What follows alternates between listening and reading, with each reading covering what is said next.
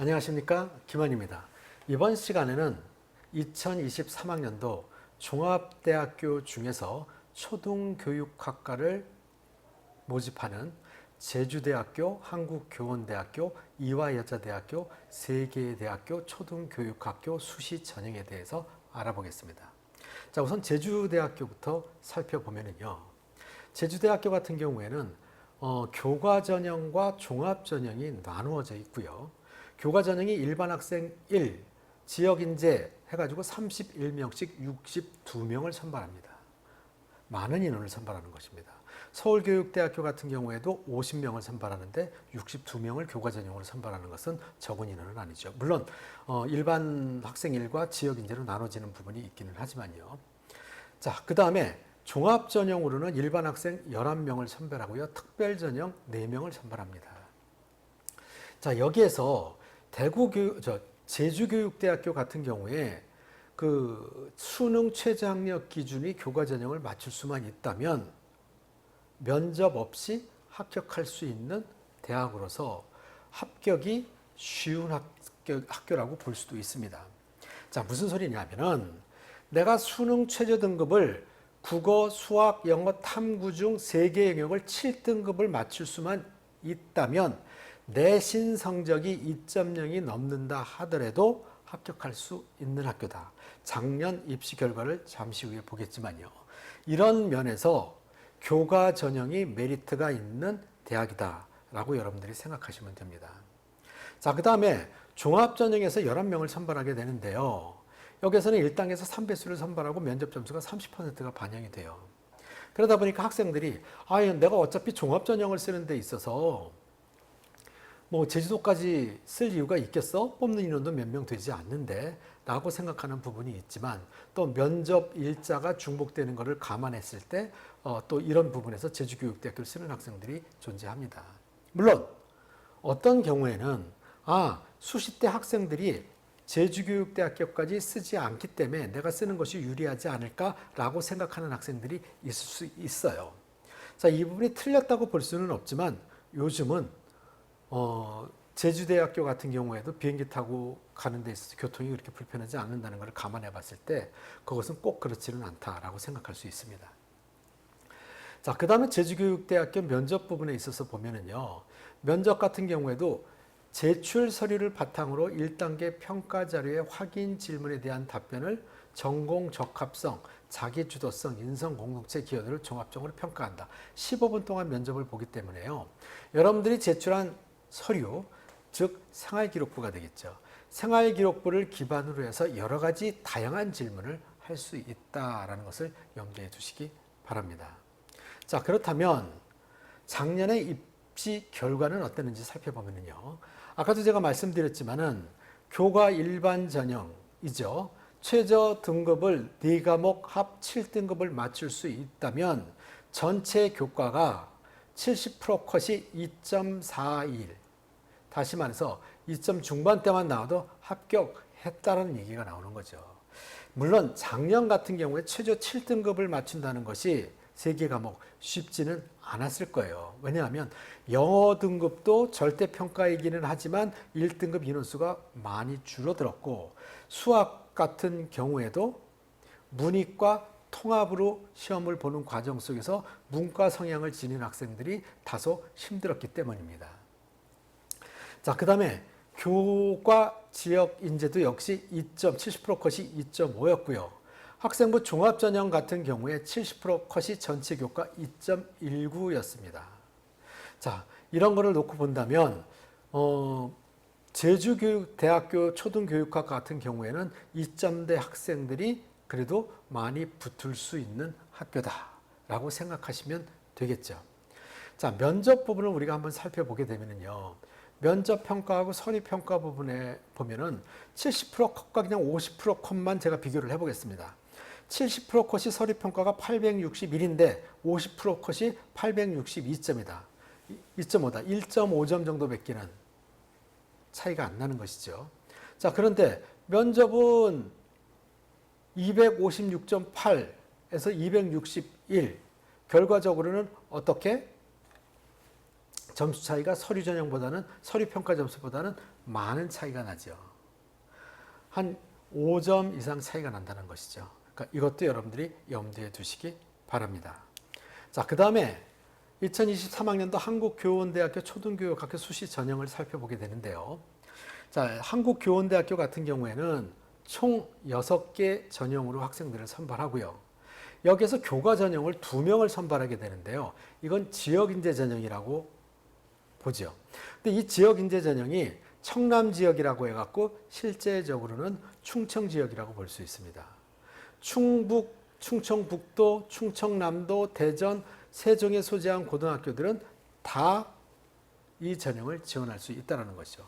여기서 여러분들이 유념해 두실 것은 교과만 보는 것이 아니라 교과 90에 봉사 5, 출결 5, 기본적인 것만 여러분들이 갖추고 있다면 이 부분은 큰 문제는 없을 것입니다.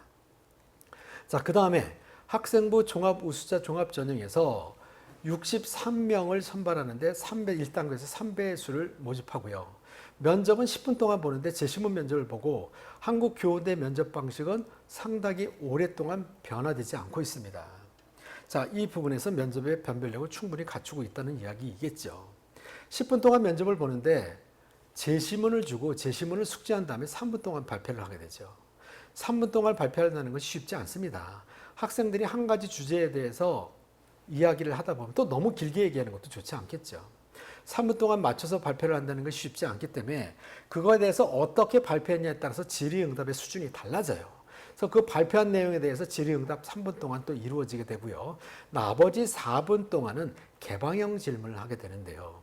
이 개방형 질문은 보통 교직 적성에 관련된 것들을 많이 질문하게 됩니다. 물론 초등교육학과 같은 경우는 그렇지만 한국교원대학교 같은 경우에는 사범대학교로 종합대학이기 때문에 다른 학과 같은 경우에도 면접 제시문은 동일합니다. 그렇기 때문에 개방형 질문에서 차이가 있겠죠. 자, 이 부분을 여러분들이 염두에 두시고 준비를 하신다면 좋은 결과가 있을 것입니다. 역시 한국교원대학교 같은 경우에는 면접 날짜가 12월 3일로 올해도 역시 혼자 뚝 떨어져 있습니다. 그래서 수능이 끝난 다음에 한국교원대학교 면접 준비할 시간이 다른 교육대학교에 비해서는 일주일 정도 더 있다는 것 알고 계시기 바랍니다. 자, 그 다음에 한국교원대학교 수시 전형 결과를 살펴보면요. 1단계 합격만 놓고 보더라도 상당히 높은 점수죠. 최저가 1.78, 다른 학교 평균 점수보다도 높아요. 자, 그러니까 이것도 1단계 점수가. 자, 2단계 합격자를 보면 최종 합격자 같은 경우에는 보면은요. 평균 점수가 1.35, 최고는 1.0, 그 다음에 최저가 1.78. 다른 연도에 비해서 그래도 많이 낮아졌다는 것을 알 수 있을 것입니다. 자, 한국교원대학교는 내신 성적이 높은 학생이 뽑힌다라는 것 알 수 있겠죠. 자, 그러면 내신이 높으면 무조건 뽑히는 게 아니겠죠. 정성적 평가를 하다 보니까 한국교원대학교의 그 평가 자료를 꼼꼼히 살펴보시기 바라고요. 자, 그 다음에 면접 점수 같은 경우에는 100점 만점 중에서 20점, 전체 교과 1단계 점수 80점에 면접 20점에서 20%의 면접이 반영되는데요. 전체 총점 100점 중에서 그 면접의 유동 점수가 몇 점인지 살펴보면 최저 점수가 8.58에서 최고 점수가 20점인 걸로 놓고 봤을 때 11.5점 정도가 유동 점수라는 걸 알 수 있겠죠. 100점 만점 중에서 11.5, 작은 점수 아니죠. 결과적으로는 면접을 어떻게 보냐에 따라서 당락이 뒤집어질 수 있다라는 거죠. 합불이. 자, 이런 부분도 여러분들이 유념해 두시기 바랍니다. 자, 그 다음에 마지막으로 이화여자대학교 초등교육학과 전형은 크게 3가지 전형이 있습니다. 교교 추천 전형이 갖고 이거는 교과 전형이 되겠죠. 9명을 선발하고요. 근데 다른 학교에서 서울교육대학교도 마찬가지지만 교과 전형인데도 불구하고 면접을 평가합니다. 그 다음에 미래인재 종합전형이 12명을 서류만 갖고 뽑죠.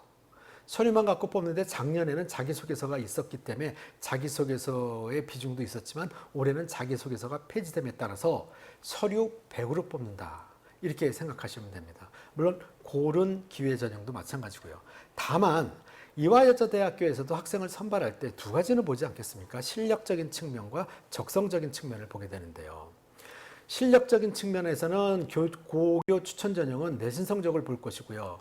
그 다음에 인적성 부분에 있어서는 면접으로 평가를 하겠다는 얘기죠.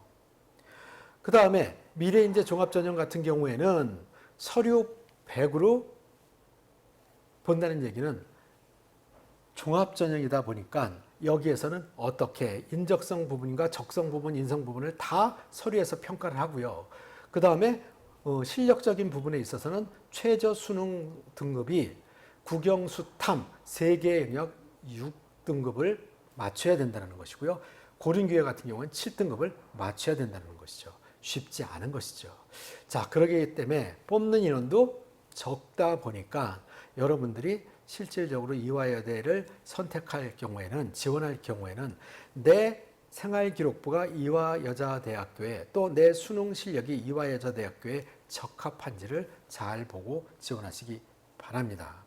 물론 이화여자대학교의 그 학생부 교과 전형 같은 경우에, 고교 추천 전형 같은 경우에 면접을 모든 학생들이 다 보기 때문에 면접을 플러스 시킨 점수가 반영된다는 것, 미리 반영된다는 것도 참고하시기 바라고요.